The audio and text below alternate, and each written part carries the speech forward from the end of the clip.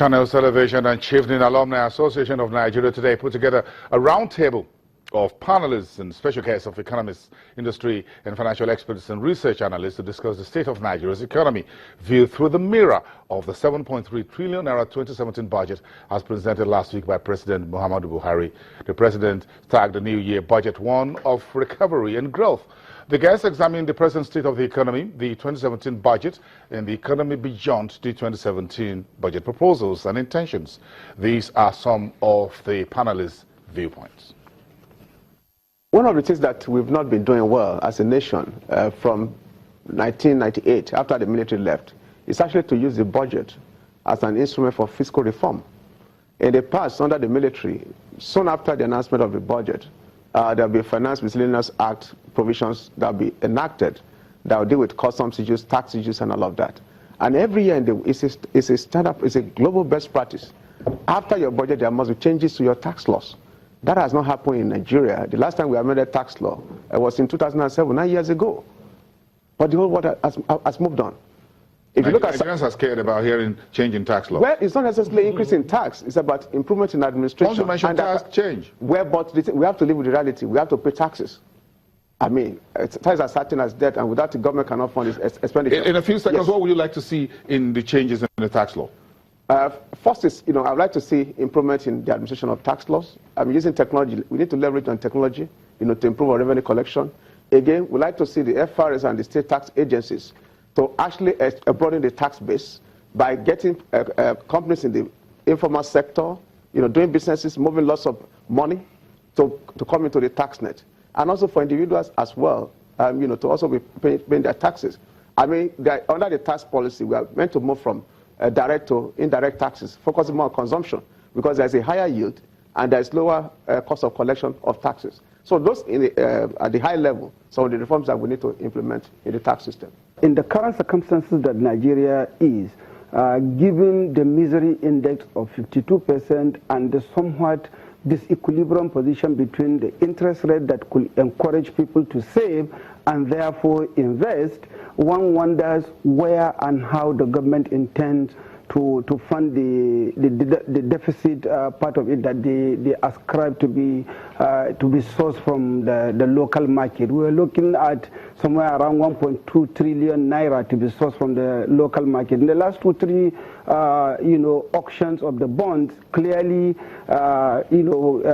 debt management office couldn't even get buyers of the bond. And again, with the misery index and the contraction in the economy and the somewhat challenging position the banks are currently having with enormous amount of bad debts arising either from the oil shocks or the property shocks or other shocks that have arisen out of the recession, one wonders where will those monies come from. We are witnessing for the first time in the history of this country where you have the fiscal and monetary policies not acting in sync. I don't see the central bank acting in sync with the Ministry of Finance. 2016 budget was only passed in May. There was padding and all that. Brouhaha. So with the budget missing at some point. Yeah, there's so many things. So 2016 is not a good year to evaluate the performance of the economy. 2017 is going to be better because the budget is going to be passed. I suspect that you're going to have a supplementary budget because this is not enough. You will have a supplementary budget during the year.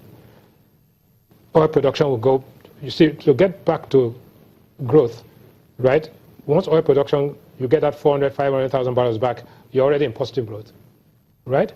With price at 55 today and the benchmark at 42, there's enough headroom for you to get there. So budget 2017 is going to get you probably into growth, but what is going to get you into recovery are those 3 issues I talked about.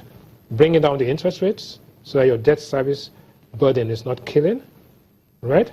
2, making sure that you spend more than you do and impactful spending, ideologically the Keynesian model. And thirdly, and most importantly, putting the forex market into an efficient mode. It is now inefficient. If you don't do those 3 things, forget it. Nigeria's economy is in recession. And when you're in recession, that means you're entrapped. All you need to do is to come up with policies that will prepare you out of that doldrum. From what I've seen in the 2017 budget, It's not a bad idea in terms of concept, in terms of a promise, and in terms of its determination, or the determination of Nigerian leaders to take us out of this doldrum. But my fear is policy somersault. We've come up with a budget, good budget, like all previous Nigerian budgets, whether military or civilian. But what is important is for us to implement the budget to the letter, taking for granted that the National Assembly is going to vet it and eventually approve it. How are we going to go about implementing it? There has to be sincerity, there has to be commitment to implementation. The budget, like we know, is an installment in the nation's growth and development plan. To that extent, implementation is very, very important. I'm going to say that probably for the umpteenth time. But what we need to do now is to try and prevent some of those things that distract us from focusing on implementation. And what are those things? Insecurity, corruption, and lethargic leadership. And when I'm saying lethargic leadership, I'm not talking about the top alone. It permeates down the different sectors of the society. So all those distracting items should be watched and dealt with. And I think at some point we'll get propelled to the heights in which we want to get to as a nation. This is the time for us to make savings. This is the time for us to cut costs. This is the time for us to invest more in capital expenditure, like somebody hinted a while ago, so as to reflect the economy, spend our way out of the recession.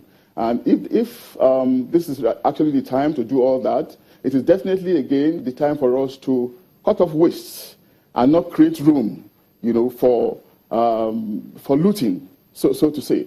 Looting and wastages. Public Procurement Act has come out strong as one law, one reform effort that has helped in the reduction of waste in this country. This is the time to strengthen it and not the time to weaken it.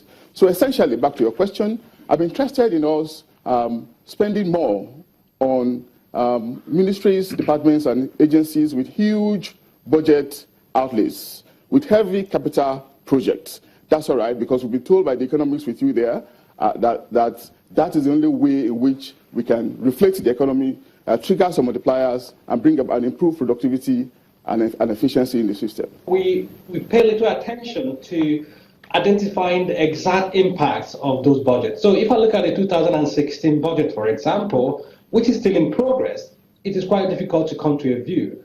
And I'm carefully suspicious that this particular budget may not take us where we want to be, but it's a step in the right direction. But without an impact analysis, without a base, it is quite difficult to suggest one way or the other that it will be the budget that will take us to where we want to be. Some of the different views of some of the panels and guests today's Channels-Chevening Alumni Association of Nigeria's Budget Roundtable for 2017. And that's about all for today on Business Incorporated. We thank you all for watching. Do have a great day, and I'll see you really soon. Bye for now.